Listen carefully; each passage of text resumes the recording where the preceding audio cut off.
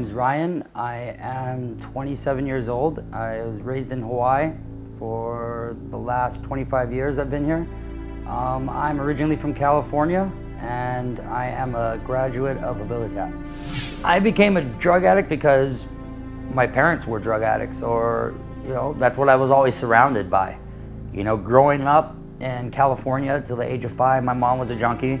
So, not really realizing it, growing up around syringes and junkies always around the house, passing out, nodding out, overdosing, being around multiple different men because my mom always needed money.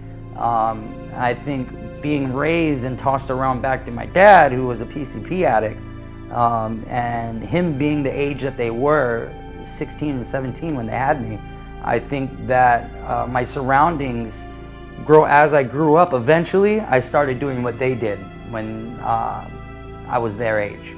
And it started off small, smoking weed here and there, hiding cigarettes, going out with my friends, drinking at parks, and staying out late, sneaking out to be with women and drink. And then it turned into, ecstasy, and then went from ecstasy to morphine, and then started messing around with crystal meth because I thought it made me better at socializing with people. And then from there, I discovered pain meds, and then once I went from pain meds, it started getting a little more expensive, so I went into shooting heroin. And once I started shooting heroin, that was it. My whole life was just heroin. That's everything my life evolved around. If you had money, or if you had what I needed, or if I could get it from you, I would do it. Tricking doctors into giving me prescriptions. At one point in time, I was being prescribed 7 different prescription medications just because I was able to do it. And I used that to get my heroin, or I used that to feed my heroin addiction because I couldn't afford heroin. So I became a drug addict. I would think it started off slowly, but I think it was always there. I think it's just I was always surrounded by it. It just took time for me to jump from one thing to another, and it escalated from small smoking weed every now and then to next thing you know, I'm a full-blown heroin addict. And then once you get to that point, it's just, you don't want to be sick, and you don't want to, after a while, it turns into just staying better, and you don't want to be sick. So you just constantly you have to stay well. And it just happened, and it had, like, through repetition, through time, it just got worse and worse and worse. And then that's all my life was surrounded by, was just heroin. Initially, it was pretty much the last option for me. Years and years of just messing up and getting in trouble with the law. I pretty much had no choice. It was either Habilitat or prison, and I chose Habilitat. Well, aside from the fact that nothing was working for me, and pretty much it was either going to be death or prison, like originally, I figured I tried something different. And plus, I was a father. I'm a father of 2 children, so I really had no option. My court situation, well, I've been getting in trouble with the law since 2009. Started off small, theft, getting in trouble, breaking into cars, UCPV, UEMV, and then I took my DAG plea, which originally means in the state of Hawaii, everybody who has non-violent charges can have the opportunity to get their record swiped clean, in which I tried that within 2 months on the dot. I picked up more charges, which advanced to unauthorized entry and use of a motorized vehicle. And then from there, within 3 months, I picked up more charges, got put in the drug court. Drug court worked for about maybe a year and a half. I had 1 child, and then I started using prescription medication, and then went from there, started using again, committing even higher crimes, and then eventually I committed burglary, home invasion. I ended up burglarizing a home with people in it, and then that's when they decided to hit me with repeat offender, which means that in the state of Hawaii, I'm no longer eligible for probation, which means I'm only eligible for parole. And the only way to get to the paroling system is to go through prison. And that was the only route, and that's what it was looking like for me at the time when I first initially came into the program. And then after being in the program, they gave me an opportunity, and by being in Habilitat, they continued my stay here. and continued to tell me that I was going to go to prison eventually, and then throughout the period of time, it started to lessen, it seemed, as I went to see the judge. And then eventually they gave me the opportunity when I went to turn myself in. They told me that they wanted me to see how I would be, or how I would do in the real life in order to get my clinical discharge. Today I'm not in prison because of Habilitat. Today I'm not in prison because I chose to stick through Habilitat. Today I'm not in prison because I actually did something and finished something that I told myself that I was going to finish. I'm not usually one to finish things that I set out to do, and for once in my life I actually finished something that I set out to do, and that was Habilitat. And by completing Habilitat through the eyes of the court systems and people who have not been through the program themselves see that as a huge accomplishment.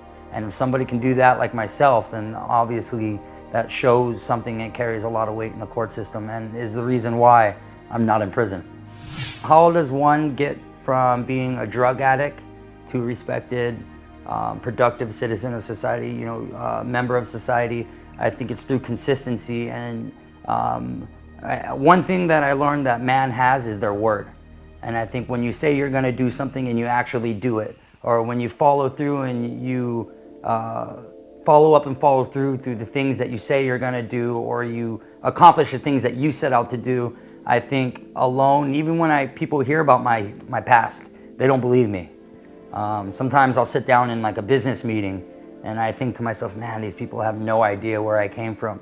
And even if I were to tell them, they wouldn't believe me, let alone it's none of their business. But at the same time, I think, yes, once a junkie, always a junkie, that thought's always going to be there. But I think I wouldn't be the person I am now, in which I think it just takes consistency and it takes time. It doesn't happen overnight, but if you stick with it, eventually I didn't even realize it.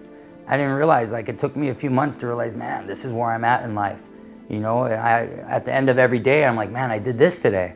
I would have never thought I'd be help running a business, So how I get there, I think it's not true, that once a junkie, always a junkie.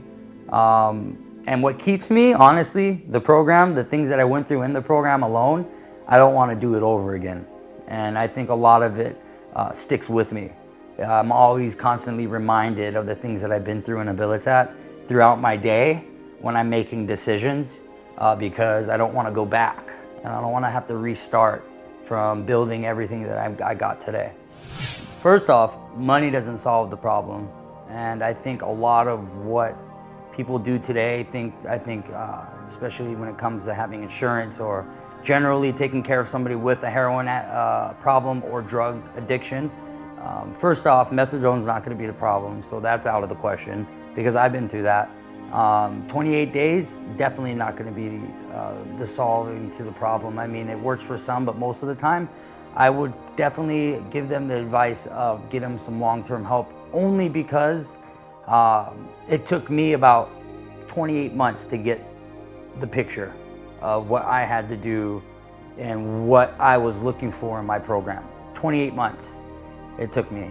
The whole time throughout the 30 months I thought I had it, it took me about pretty much 2.5 years to fully understand what I needed to do. And it was in front of my face the whole time, because as an addict, I think I try to tell myself what I wanted to hear throughout the time to make myself feel better about the things I was doing, when really I was just fooling myself a lot of the time. And I think people are looking for the quick and easy way to solve something, and that's definitely not going to be the solving to any drug addiction. Quickness and amount of money, none of that stuff's not going to matter. I think that they need to look for something long-term, and for whatever reason, drug addicts have been doing what we've been doing for a long time. So it took us a long time to get to where we were. 28 days is not going to fix it. And people play into the money game, and people play into the insurance and the game of medicating the problem, when really it's not fast acting. It just makes problems worse because we become dependent on that. I would just like to say, I think that where I am today, I owe a lot to Habilitat. I owe a lot to the people in Habilitat and the people who have been through Habilitat, due to the fact that my parents didn't want to deal with me, the court systems didn't want to deal with me, and the main thing is that Habilitat did. regardless of the things I'd done, because I did some pretty heinous stuff throughout my program or throughout my life in general. And the fact that Habilitat stuck it through on their time and their money and their resources used on a drug addict like myself, I owe my life to Habilitat and the people who helped make this possible. So anybody who's out there who needs the help, I would say go for it. If you or somebody you know needs help, call 1-800-872-2525 and do it now.